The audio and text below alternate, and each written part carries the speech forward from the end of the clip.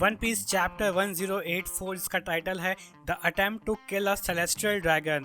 और ये चैप्टर बेशक इस हूतिये की मर्डर की बात नहीं कर रहा है, क्योंकि इसके सेल्फ रिस्पेक्ट का मर्डर ऑलरेडी 2 बार हो चुका है और इस चैप्टर में तीसरी बार हुआ है। चैप्टर में हमें एक नया नाम जानने को मिलेगा जो कि कोबरा नरफटारी का पूर्वज है, और साथ ही हमें वन पीस के मेन विलन ईमू की झलक मिलेगी और उसकी आवाज़ देखने को भी मिलेगी। अभी ईमू पुलिंग है या स्ट्रेलिंग है इसका खुलासा नहीं है। एहे, रहा नहीं जाता, तड़प ही ऐसी है ना। चैप्टर की शुरुआत होती है द होली लैंड मरिजुआ पैंजिया कैसल के अंदर, जहां साबो गार्ड को कूट रहा है और साबो ने स्लेव्स की कॉलर की की चुरा ली है, और वहां उसकी मुलाकात होती है द ज्वेलरी बोनी से। बोनी को देखकर साबो काफ़ी शौक हो जाता है और बोलता है कि मैंने सुना था कि कुमा की एक बेटी है। बोनी जिसका रिस्पॉन्स देती है कि मैं न्यूज़पेपर के थ्रू रिवॉल्यूशनरी आर्मी के एक्शंस को फॉलो करती आई हूँ और मैं तुम लोगों के ऊपर भरोसा करती हूँ, इसलिए मैं अपने बाप को तुम्हारे हवाले छोड़ती हूँ।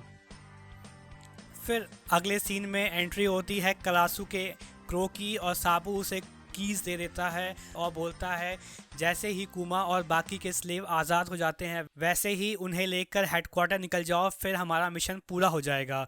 मैं अपना काम यहाँ फिनिश करके तुम लोगों को ज्वाइन करता हूँ। साबो फिर बोनी से उसकी अगली चाल के बारे में पूछता है, जिसका बोनी रिप्लाई करती है मैं एगहेड जाऊंगी और वेगापंक से पूछूंगी कैसे मेरे बाप की बुद्धि ठीक होगी। उसके बाद सीन शिफ्ट होता है इस चैप्टर के मेन सीन के ऊपर, जहाँ पे एम्प्टी थ्रोन है, गोरोसे हैं और कोबरा अपनी व्हील चेयर पर तशरीफ़ टिकाकर बैठा हुआ है। और गोरोसे कोबरा से पूछता है बोलो तुम क्या पूछना चाहते हो।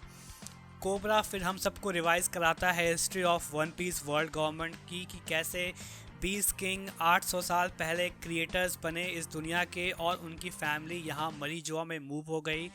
उन राजाओं का इक्वल स्टेटस था और कोई भी एक दूसरे पर राज ना कर सके, इसलिए एक खाली सिंहासन बनवाया गया और उसके चारों तरफ 20 हथियार रखे गए और शपथ ली गई कि यहाँ पे कोई नहीं बैठेगा। पर एराबास्टा किंगडम के साथ ऐसा नहीं था। उस समय की रानी क्वीन लिली उन 20 क्रिएटर्स में से एक होने के बावजूद भी वो सेलेस्टियल ड्रैगन नहीं बनी और उनका होमलैंड एराबास्टा किंगडम ही रहा। इस वजह से जो एम्प्टी थ्रोन है वहाँ पे एग्जैक्टली 19 वेपन्स रखे गए हैं, ना कि 20। फिर कोबरा बोलता है कि मैंने सारे पुराने डॉक्यूमेंट पढ़े हैं जो कि कंट्री में बचे हुए थे, बस सारे डॉक्यूमेंट्स वॉइड सेंचुरी के बाद लिखे हुए थे और उन डॉक्यूमेंट्स में क्वीन लिली का नाम कहीं नहीं है और वो कभी एराबास्टा किंगडम वापस नहीं आई। फिर उनके गैर मौजूदगी में उनके छोटे भाई ने एराबास्टा किंगडम को संभाला। तो फिर कोबरा ग्रोसे से पूछता है कि क्या आपको लिली के बारे में कुछ पता है, जिसका रिस्पॉन्स देते हुए ग्रोसे बोलते हैं नहीं। कोबरा का दूसरा सवाल आता है ग्रोसे के लिए, क्या आपको लेटर डी के बारे में कुछ पता है, क्योंकि उनके नाम का ये वर्ड जनरेशन से हैंड डाउन किया जा रहा है और उसका मतलब किसी को नहीं पता। और यार सच बता रहा हूँ, इतने इंटेंस सीन के बीच में जहाँ हम कुछ सीक्रेट्स एक्सपेक्ट कर रहे थे गोरोसे से, वहीं ऐसे टट्टी आदमी की तरफ सीन शिफ्ट हुआ है कि क्या ही बोलूँ।